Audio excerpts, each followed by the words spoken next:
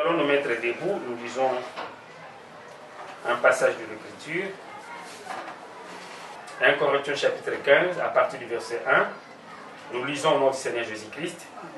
La Bible dit: Je vous rappelle, frères, l'évangile que je vous ai annoncé, que vous avez réussi, dans lequel vous avez persévéré et par lequel vous êtes sauvés. Si vous le retenez tel que je vous l'ai annoncé, autrement vous aurez écrit en vain. Je vous ai enseigné avant tout, comme je l'avais aussi reçu, que Christ est mort pour nos péchés, selon les Écritures. Il a été enseveli et qu'il a ressuscité le troisième jour, selon les Écritures. Et qu'il est apparu à Céphas, puis aux 12. Ensuite, il est apparu à plus de 500 frères à la fois, dont la plupart sont encore vivants et dont quelques-uns sont morts. Ensuite, il est apparu à Jacques, puis à tous les apôtres. Après à eux tous, il m'est aussi apparu à moi comme à l'avorton. Que le Seigneur puisse ajouter des bénédictions à la lecture de sa parole. Nous pouvons nous asseoir. Oui, nous sommes dans le livre de 1 Corinthiens, le chapitre 15, où l'apôtre Paul est en train d'insister sur l'évangile que lui, il nous avait apporté. Ici, l'apôtre s'adresse un peu aux gens auprès de qui il avait prêché l'évangile. Et son exhortation, c'est quoi? De retenir l'évangile que lui nous avait enseigné. Que l'évangile que lui nous avait enseigné, que nous puissions le retenir dans le terme avec lequel le Seigneur lui avait permis de prêcher ça. Nous reconnaissons que l'apôtre Paul, c'est quelqu'un qui avait le mandat du Seigneur. Et dans le livre des Galates, lui-même dit que l'évangile que je vous enseigne, je le récite ni d'un homme, mais c'est par la révélation du Seigneur. Et voilà pourquoi il insiste que je vous ai enseigné avant tout que le Seigneur Jésus-Christ, il était mort pour nos péchés. Donc, tel que nous sommes là, nous sommes censés de retenir l'évangile dans le terme où cela nous a été apporté. Or, l'évangile, c'est quoi? L'évangile, c'est la bonne nouvelle. En fait, c'est ça l'évangile. L'évangile, c'est la bonne nouvelle. La bonne nouvelle en soi, c'est quoi? Oui, nous qui étions un peu dans les errances, nous qui étions perdus, nous qui étions un peu dans les souffrances, il y a quelqu'un qui s'était chargé de nous. Il y a quelqu'un qui avait pris place pour nous par rapport à nos péchés. Que nous qui avons des difficultés, il y a quelqu'un qui avait accepté de prendre nos difficultés afin de donner un peu de soulagement. En fait, c'est ça l'évangile. C'est-à-dire, quand on nous prêche l'évangile, nous devons comprendre que l'évangile, c'est la bonne nouvelle. La bonne nouvelle, dans le livre de Proverbes, la Bible montre que la bonne nouvelle réjouit les cœurs. C'est-à-dire, la bonne nouvelle, on t'apprend que non, par rapport à ta souffrance, oui, il y a la solution. Amen. Par rapport à ta souffrance, oui, il y a le soulagement. Et par rapport à ta maladie, oui, il y a la guérison. Amen. Voilà l'évangile que l'apôtre Paul nous a apporté. Et que quand la Bible dit que c'est par ce maîtrissir que nous avons été guéris, c'est-à-dire nous sommes censés d'en croire. Et effectivement, c'est par le maîtrissir du Seigneur Jésus-Christ que nous avons été guéris. En fait, c'est ça l'évangile. C'est-à-dire, quel que soit ce que nous pouvons sentir dans le corps. Voilà pourquoi l'apôtre Paul insiste que l'évangile que moi je vous ai enseigné, l'apôtre Paul voudrait que nous puissions le retenir dans les termes. Quand la Bible dit que c'est par ce maîtrissir que nous avons été guéris, nous sommes censés de les retenir comme tels. Amen. Même si nos yeux nous montrent autre chose, mais nous sommes censés de croire. Voilà ce qui a été le souhait de l'apôtre Paul. Voilà même pour un peu soutenir la pensée de l'apôtre Paul, nous pouvons même aller dans le livre d'Hébreux. Dans le livre d'Hébreux, l'Esprit montre toujours, puisque c'est le même Esprit qui parle, dans le livre d'Hébreux. L'Écriture nous invite, nous sommes dans le livre d'Hébreux, le chapitre 2, le verset 1. La Bible dit ceci: c'est pourquoi nous devons d'autant plus nous attacher aux choses que nous avons entendues, de peur que nous nous soyons emportés loin d'elles. Ah, voilà le même esprit qui parle aussi encore dans le livre d'Hébreux. Ici, l'esprit insiste que nous sommes censés de nous rester attachés aux choses que nous avons entendues. Qu'est-ce que nous avons entendu? Nous avons entendu la parole du Seigneur. Qu'est-ce que nous avons entendu? Nous avons entendu l'évangile du Seigneur Jésus-Christ. Dans l'évangile du Seigneur Jésus-Christ, lui, comme il est écrit dans le livre d'Ésaïe, que dit à ceux qui ont les cœurs troublés que votre Seigneur est là. Ça dit, c'est ça en fait l'évangile. Voilà pourquoi l'Esprit insiste que nous sommes censés de rester attachés aux choses que nous avons entendues. Qu'est-ce que nous avons entendu? Nous avons entendu la parole du Seigneur. La parole du Seigneur nous apporte consolation. La parole du Seigneur nous apporte la guérison. La parole du Seigneur nous donne un peu le soulagement face à tous nos problèmes. C'est-à-dire le vrai problème réside dans ce que nous puissions rester attachés. L'esprit est prudent. Pourquoi? Puisque l'homme oublie souvent ce que Dieu a fait. Voilà pourquoi ici, le Seigneur insiste, comme l'apôtre Paul, comme un apôtre Paul, il insiste que c'est question que nous puissions rester attachés aux choses que nous avons entendues. Mais l'Esprit insiste encore en apôtre Paul dans 1 Corinthiens 15 que nous devons retenir l'évangile dans le terme que nous l'avons récit, comme cela a été présenté. Quand la Bible dit que c'est par ces maîtrisures que nous avons été guéris, nous sommes censés les croire. Quand la Bible dit « Je suis le Seigneur Dieu, qui te guérit de toutes tes maladies », voilà les choses que nous avons entendues. Voilà l'évangile qui nous a été présenté. Que nous tous qui avons des difficultés, que notre salut est là. Notre salut, c'est le Seigneur Jésus-Christ. Par rapport aux difficultés, la Bible montre que le nom du Seigneur, c'est une tour forte où le juste se réfugie et sont en sécurité. Face à cette parole de l'évangile, nous sommes censés de rester attachés. Puisque le Seigneur ne voudrait pas que nous puissions rester éloignés. Puisque le Seigneur nous connaît, il connaît ce que c'est l'homme. Puisque l'homme oublie facilement. Le Seigneur peut te guérir aujourd'hui. Mais demain tu peux oublier, tu commences encore à pleurer. Voilà pourquoi de temps en temps, nous sommes censés de repasser la parole de Dieu dans notre cœur. Puisque c'était ça le cas avec les enfants d'Israël. Le Seigneur qui les avait aidés à traverser la mer Rouge. Le Seigneur qui les avait aidés à manger. Mais quand ils ont eu soif, ils ont oublié que le Seigneur est toujours là. Voilà pourquoi le Seigneur insiste. Nous, comme des chrétiens, c'est question que nous puissions rester attachés à la parole que nous avons entendue. Nous avons insisté, quelle est la parole que nous avons entendue?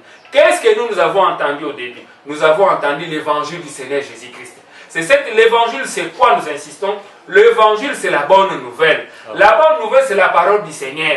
Que tous ceux qui étaient captifs, le Seigneur Jésus-Christ était venu pour nous libérer. Amen. Que plus personne ne peut rester dans la captivité. Que ceux qui étaient liés, que le Seigneur Jésus-Christ était venu pour que personne ne reste encore dans des liens. Amen. Que nous avons droit à la liberté. Que nous avons droit à la bonne santé. Nous avons droit à la guérison. Nous avons droit à la délivrance. En fait, c'est ce que l'évangile, la parole du Seigneur nous annonce nuit et jour. Maintenant, comme nous oublions souvent, voilà pourquoi le Saint-Esprit insiste en apôtre Paul que c'est question que nous puissions retenir l'évangile comme cela nous a été présenté. Que Jésus-Christ était mort, c'était par rapport à nos péchés. Donc chacun de nous en marchant, il doit croire qu'il n'est plus redevable à la chair. Qu'en marchant, que si le sang de Jésus-Christ a été coulé, c'était pour nous.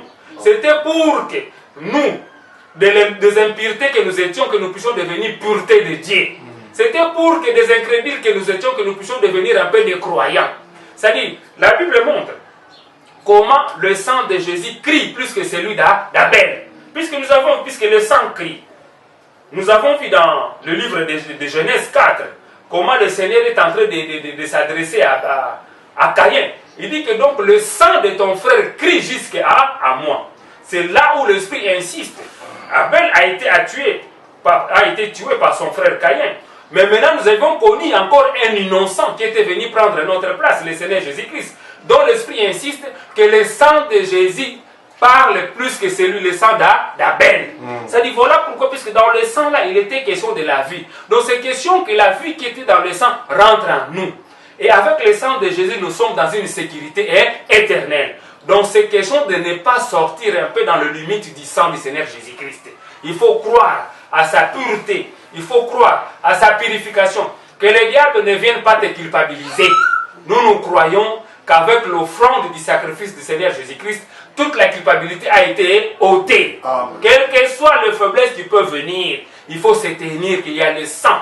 Voilà pourquoi Jésus-Christ devait monter dans le ciel pour que son sang puisse être présenté devant le trône de Dieu. Pour que de temps en temps, par rapport à nos faiblesses, le Seigneur Dieu doit considérer le sang du Seigneur Jésus-Christ. Et aussi vrai que ce sang-là parle, quand ce sang-là parle, quand c'est ça, c'est sang de Jésus qui crie, c'est pour nous. C'est pour déclarer notre innocence. C'est pour montrer que nous avons droit à la vie de Dieu. Voilà l'évangile dans lequel l'apôtre Paul est en train d'insister, qui voulait que nous puissions demeurer.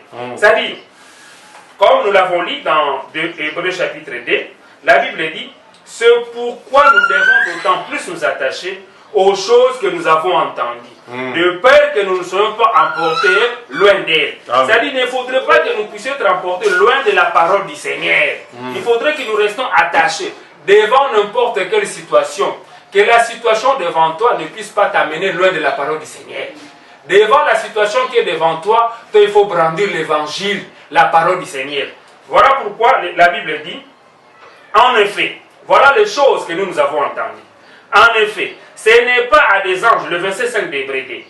En effet, ce n'est pas à des anges que Dieu a soumis le monde à venir, dont nous parlons. Or, quelqu'un a rendu quelque part ce témoignage. Qu'est-ce que l'homme pour que tu te souviennes de lui? Ou le fils de l'homme pour que tu prennes soin de lui? Tu l'as abaissé pour un temps au-dessus des anges, tu l'as couronné de gloire et d'honneur, tu as mis toutes choses sous ses pieds. En effet, en lui soumettant toutes choses, Dieu n'a rien laissé qui ne lui fût soumis. Cependant, nous ne voyons pas encore maintenant que toutes choses lui soient soumises. Mais celui qui a été abaissé pour un peu de temps au-dessus des anges, Jésus, nous le voyons couronné de gloire et d'honneur à cause de la mort qu'il a soufferte. Enfin que par la grâce de Dieu, il eut souffert la mort pour nous. Voilà les choses qui nous a été. Donc la mort que le Seigneur Jésus-Christ avait subie, c'était pour nous. C'était pour nous, des pauvres que nous étions, que nous puissions devenir riches. C'était pour que la vie de péché soit tenue loin de nous. C'était pour que le baptême du Saint-Esprit soit appliqué à nous. C'était pour que la guérison soit effective à nous. Voilà pourquoi l'Esprit est en train d'insister, devant lequel que les choses que nous avons entendues, nous insistons. Qu'est-ce que nous avons entendu? Nous avons entendu la parole du Seigneur. Restons attachés à la parole du Seigneur. C'est là où l'apôtre Paul insiste dans 1 Corinthiens 15, que l'évangile que je vous ai annoncé, dans lequel vous avez cru et vous persévérez, si vous le retenez dans le terme, autrement vous aurez cru en vain. Ça dit ici, l'apôtre Paul voulait nous amener dans la persévérance. Il faut la persévérance. Pourquoi? Puisque les épreuves sont devant. Devant les épreuves, il nous faut la persévérance. Mais nous avons la persévérance où c'est dans la parole du Seigneur. Amen. Il faut considérer la parole du Seigneur. Puisque nous croyons que tout ce que le Seigneur dit est toujours vrai. Oui. Et le Seigneur est toujours fidèle à sa parole. Amen. Voilà pourquoi il nous faut la persévérance. Ici, l'Esprit insiste pour que nous puissions rester attachés à la parole du Seigneur. Puisqu'il y a la séduction. Les épreuves peuvent te faire un peu donc dévier. La Bible dit dans le livre de Job ou Proverbe, si j'ai encore la bonne mémoire, que la souffrance peut te disposer même à faire le mal. Quand bien même la souffrance peut t'amener à faire le mal, toi tu ne peux pas faire le mal. Il faut rester attaché dans le bien. Le bien c'est quoi? C'est la parole du Seigneur. Face à la maladie, considérons que la Bible dit c'est par ces maîtrises que nous avons été guéris. Face à un poids, à un fardeau que tu as dans le cœur, lui il avait dit venez à moi. Vous tous qui êtes chargés, fatigués, je vous donnerai le repos. Il a dit prenez mon joug est léger. Face à n'importe quelle situation, le chemin a été frayé pour que nous puissions avoir l'accès devant Dieu au moyen de la prière et de la foi. Amen. La Bible dit, au moyen du sang de Jésus, nous avons une libre entrée dans le sanctuaire. Ça dit, devant n'importe quelle situation, nous devons considérer la parole du Seigneur en priant. Le seul moyen dans lequel nous pouvons être connectés avec le Seigneur, c'est dans la prière. Nous devons prier. En priant, nous devons prier conformément à sa parole. Puisque la Bible dit que tout ce que nous aurons à faire, que ce soit en acte et en parole, nous devons le faire au nom du Seigneur Jésus-Christ. Or, nous savons que le Seigneur Jésus-Christ, c'est lui qui est la parole. Puisque la Bible dit dans le livre d'Hébreux 1 que le Seigneur soutient toutes choses par sa parole. Voilà pourquoi nous sommes censés de rester attachés à la parole. La parole qui nous a été annoncée, la parole, nous avons insisté, c'est l'évangile du Seigneur Jésus-Christ. C'est-à-dire, gardons-nous de ne pas être éloignés de la parole. Quelles que soient les épreuves, quelles que soient les difficultés devant nous, que nous puissions rester attachés à la parole du Seigneur. Que les difficultés ne puissent pas nous aveugler. Que les épreuves ne puissent pas nous aveugler. Regardons à la fidélité du Seigneur, comme Abraham qui avait persévéré pendant 25 ans, jusqu'à ce qu'il ait eu l'enfant qui lui a été promis. Que le Seigneur puisse nous bénir. Amen. Dieu est fidèle, je le crois. Dieu est fidèle, je le crois. Par sa parole, il me conduit.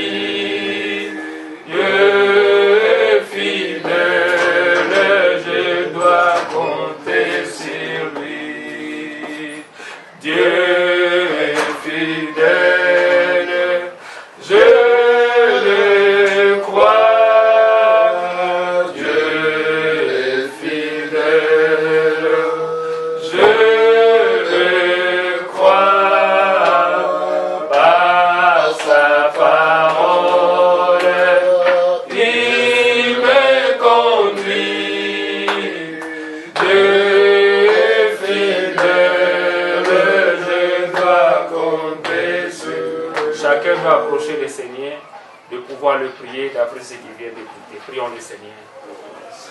Grand Dieu, créateur de cette la terre, une fois de plus, tu viens de me parler que comment je suis censé de rester attaché à ta parole. Aide-moi, Seigneur, quelles que soient les épreuves, quelles que soient les difficultés, que je ne puisse pas être éloigné de ta parole. Aide-moi de rester attaché à l'évangile, de pouvoir croire, Seigneur, que toi tu étais mort, c'était pour moi, Seigneur, et que tu as été blessé, c'était pour moi, Seigneur, que c'était pour ma guérison, et que ton sang a été coulé, Seigneur, c'était pour mon salut. Seigneur, aide-moi de rester attaché, de croire, puisque toi tu es un Dieu fidèle, Seigneur Dieu. Aide-moi, Seigneur, que je puisse rester ancré, Seigneur Dieu, et que je te fasse confiance en toi et pour tout, Seigneur, que rien ne puisse me séparer de ton amour, que rien ne puisse me séparer de ta parole, Seigneur Dieu. Et apprends-moi, Seigneur, à persévérer dans l'évangile, à persévérer dans ta parole, à persévérer dans la foi, Seigneur Dieu. Et que je puisse te faire confiance, Seigneur. Que rien ne puisse, Seigneur, me faire détacher. Et que je ne puisse pas être emporté loin de ta parole, Seigneur. Que dans le terme dans lequel l'évangile m'a été apporté, Seigneur, que je puisse rester attaché à cela. Ô Créateur de la terre, puisses-tu, Seigneur Dieu, puisses-tu me venir en aide, Seigneur. Que je te sois fidèle, Seigneur, comme toi tu es fidèle, Seigneur Dieu. Que je te reste attaché, Seigneur. Que je sois toujours attaché à ta parole, Seigneur Dieu. Puisses-tu me venir en aide. Que jamais je sois aveuglé, Seigneur, par une situation quelconque, Seigneur Dieu. Quelle que soit le difficulté, comme cela dit que rien ne me séparera de l'amour de Dieu manifesté en Jésus-Christ, Seigneur. Ni la nudité, Seigneur, ni la famine, Seigneur, ni la disette, Seigneur Dieu, ni les difficultés, ni les choses à venir, ni les choses présentes, Seigneur. Aide-moi, Seigneur, que je te sois fidèle, Seigneur Dieu. Que ton amour soit placé à moi. Que ton amour soit placé à moi, Seigneur. Que je puisse être persévérant en tout et pour tout, Seigneur Dieu. Ô Créateur de cette terre, Seigneur Dieu, puisses-tu me venir en aide, Seigneur. Puisses-tu me venir en aide, Seigneur. Que je sois, Seigneur, resté attaché. Que je ne voie que toi. En tout et pour tout, Seigneur. Oui, Seigneur Dieu. Puisses-tu, Seigneur, me venir en aide. Au nom de Jésus, Seigneur Dieu. Mets mon âme en feu. Oh, l'amour de Jésus. Mets mon âme en feu. Mets mon âme en feu, Seigneur. Mets mon âme en feu. Oh, l'amour de Jésus. Mets mon âme en feu. Mets l'église en feu, Seigneur. Mets l'église en feu. Pour l'amour de Jésus. Mets l'église en feu. Mets l'église en feu, Seigneur. Mets l'église en feu.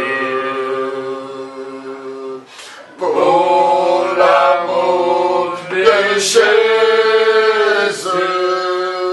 Mets l'église en feu. Oui, le frère Daniel peut clôturer la prière. Bien-aimé Père Céleste, nous te sommes infiniment reconnaissants. Oui. Parce que tu nous as parlé de ce qui concerne l'évangile. Tu nous as montré que réellement c'est une bonne nouvelle. Amen. Seigneur, tu sais combien, Seigneur, à travers le monde, sont là, Seigneur, dans l'abattement, Seigneur, en rapport avec leur situation, Père, qui se dégrade, Seigneur Jésus. Oh, combien, Seigneur, nous sollicitons ton assistance, de telle sorte que tu puisses toucher, Seigneur mon Dieu, chacun, Seigneur mon Dieu, tout celui qui est dans la situation compliquée, qui ne s'attendent qu'à toi. Seigneur mon Dieu, ta main qui n'est pas compte pour agir, laisse que cela se tourne, Seigneur Jésus, sur chaque situation et les délivre. Au nom de Jésus-Christ, Seigneur Jésus, merci. Tu nous as montré, Seigneur, quant à la persévérance. Seigneur Jésus, aide-nous, Seigneur, à marcher, Seigneur, alléluia, de manière à persévérer afin d'hériter les promesses. Merci, Seigneur Jésus. Alléluia, merci. Nous avons réellement besoin de la persévérance. Alléluia. Nous en avons besoin, Seigneur Jésus. Alléluia, soutiens-nous, Seigneur, peu importe, Seigneur, de les vents et marées, peu importe les tempêtes, Seigneur Jésus, de la vie, nous avons besoin que tu interviennes. Sois aux côtés de chacun de nous, Seigneur. Que ton ange marche tout autour de nous, Seigneur, et nous arrache du danger. Seigneur Jésus, nous avons fait allusion, Seigneur, à notre sœur. Oui, Seigneur. Marie qui est là, Seigneur. Tout à fait. Alors que tu as insisté avec les apôtres pour leur montrer qu'il faut toujours prier sans se relâcher. Seigneur Jésus, nous venons à ce titre pour recommander encore notre sœur entre ton main. Seigneur Jésus, nous avons besoin de toi. Puisque tu descendes, Seigneur, et que ta main seule puisse toucher, Seigneur, notre sœur et la rétablir. Nous croyons que la meilleure restauration vient de toi. C'est toi le restaurateur de brèche. Si nous restaure, Seigneur, la voie de la guérison dans le corps de ma sœur. Au nom du Seigneur Jésus-Christ. Et que cette influence qui ne vient pas de toi, Seigneur, soit loin de sa vie. Au nom du Seigneur Jésus-Christ. Nous disons stop. C'est à l'action de l'ennemi, Seigneur, contre sa santé. Au nom du Seigneur Jésus-Christ. Merci, Seigneur, pour ce que tu viens d'accomplir, Seigneur, au milieu de nous. Bénis, Seigneur, ton serviteur que tu as utilisé encore. Oh, puisses-tu, Seigneur, le remplir encore de ton esprit. Seigneur, de ta puissance, de telle sorte que prochainement, prenons encore la parole, que nous soyons encore édifiés. Sois béni, sois loué jamais. Bénis notre pasteur, bénis, Seigneur, de la reprise des activités, Seigneur, au niveau de l'église. Seigneur, pour ce dimanche, oh, combien nous avons besoin de toi. Interviens, Seigneur Jésus. Combien nous aimerions que ce jour-là, Seigneur, que ce soit un jour où nous pouvons encore te louer. Car nous avons vu ta main, Seigneur, intervenir au milieu de nous, Seigneur. Oh, que ton nom soit glorifié. Au nom de Jésus, nous t'avons ainsi prié. Amen. Amen.